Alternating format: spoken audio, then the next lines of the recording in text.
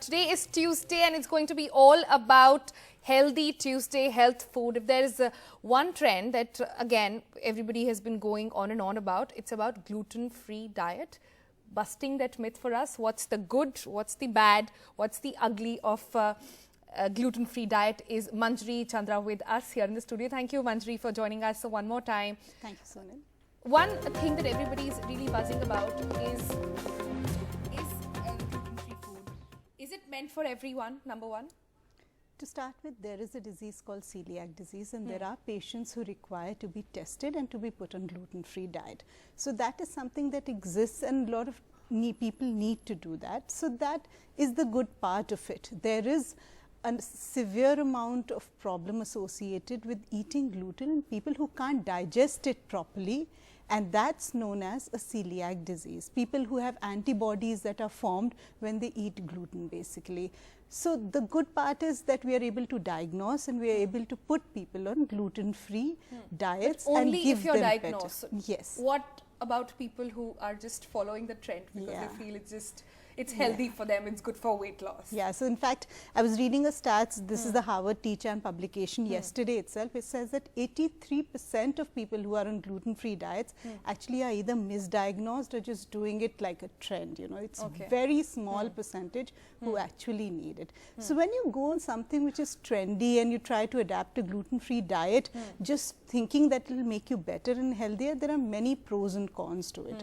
One of it being that this is a very expensive thing to do, and gluten-free products are expensive, they are very niche, it's difficult to find them all across the place. If you're traveling, it's difficult to do, gives an opportunity for doctors and people like us to make a little bit more, you know, basically put people on gluten-free diets when it's really not required, you know. Another problem is that these gluten-free products themselves sometimes really don't match up to the expectations. You know, they're mostly made from potato starch or rice, which is actually worse than eating the wheat itself. Okay, so what happens to, so if I'm somebody who's just been following a trend maybe on gluten-free, what is happening to my body if I'm eating gluten-free food?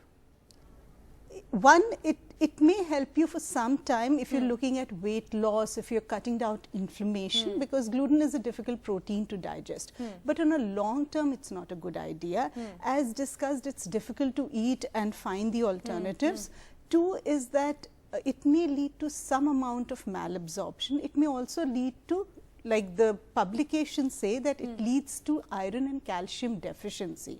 It also leads to loss of fiber in your food because you're mostly eating other forms of carbs which are not whole grains, you know. So it can cause less fiber and can cause other digestive discomfort or issues going forward. So good for you if you are actually diagnosed correctly to be gluten intolerant, and bad for you if you're not and you're just following it as a trend. What is the extreme side? What can happen if you still continue to have it? If you really have it for a very, very long time, it also builds up your intestinal mucosa and your intestinal lining in a way where you'll not be able to eat that gluten again, you know. And also, I think there's also a change that's you inherit that's also being genetically transferred, you know. So people who are not eating gluten for their entire life may also have a difficulty in having normal children who will be able to eat normal food going forward. So that's the ugly side of just following the gluten-free trend without a thing. And where should one go to get themselves tested? So to ensure that you know you're diagnosed correctly? So one is the celiac disease test, which is a blood test. Besides that, also there are a lot of food intolerance tests available now. So there are German companies specifically doing in India. Even our own labs like the SRLs and all also do a food intolerance test. Okay, great. So that's the big takeaway from Healthy Tuesday this morning. Get yourself tested.